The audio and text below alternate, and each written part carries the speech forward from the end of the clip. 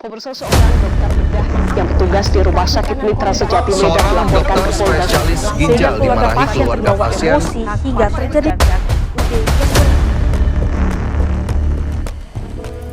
Pernahkah kalian melihat terjadi kesalahpahaman antara pasien dan tenaga medis yang akhirnya berujung ke ranah hukum? Di rumah sakit, satu kata berarti harapan, tapi juga menjadi masalah hukum. Satu kalimat yang terburu-buru bisa menguncang kepercayaan seluruh keluarga. Hari ini kita akan melihat bagaimana komunikasi interpersonal itu yang seharusnya menjadi jembatan, malah menjadi jurang antara etika dan hukum.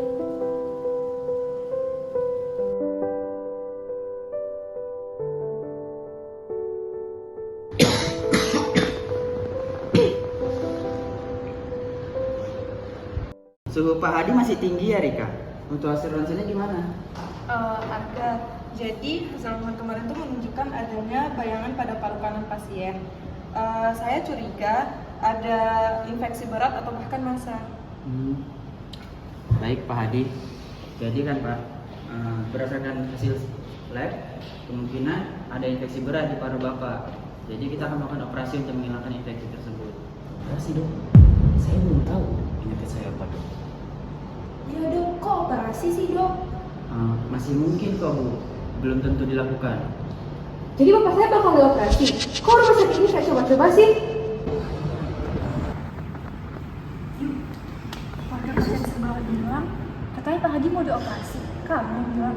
Enggak, sus. Kemarin saya cuma jawab aja pertanyaan pasien. Lagian dokter Aga yang bilang begitu. Saya cuma ngiyain. Ya ampun, Yuk. Dan komunikasi medis, ngiyain itu pasti jadi masalah besar, Yuk. Kalau belum ada konfirmasi di dokter penanggung jawabnya, jangan pernah nyampe informasi apapun kepada pasien. Baik, sus. Minta maaf ya, sus. Kadang niat itu emang baik, Ibu, tapi niat baik tanpa didasari komunikasi yang jelas antara profesi itu bisa membuat masalah etik. Apalagi jangan gitu ya, Yuk. Iya, saya kemarin cuma ingin baik aja sih, sus. Jangan apa-apa aja, jangan gitu ya. IV ceftriaxone 2 gram. Tapi di sistem tertulisnya per orang. Mana yang benar? Ya udah deh, kita kirimin aja yang per orang biar nggak overdosis. Enggak, tadi kamu bilang ya ke keluarga pasien kalau misalnya pasien harus dioperasi sekarang. Tapi kan hasil labnya belum keluar. Maaf dok, saya hanya ingin keluarga siap dok. Iya, tapi kan posisinya di sini pasiennya belum boleh dioperasi.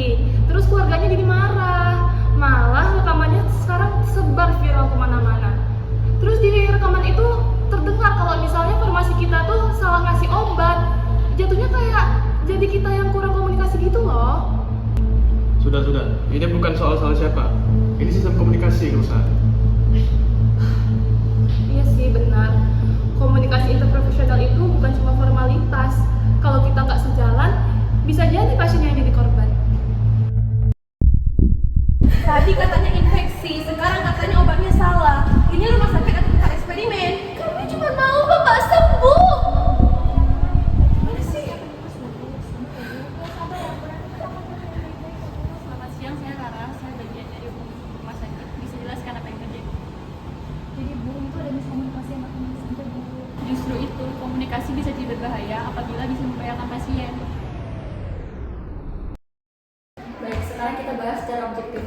Dokter memberi informasi medis tanpa konfirmasi dari senior perawat, juga mengiyakan tanpa klarifikasi, dan 3, farmasi salah menafsirkan secara medis.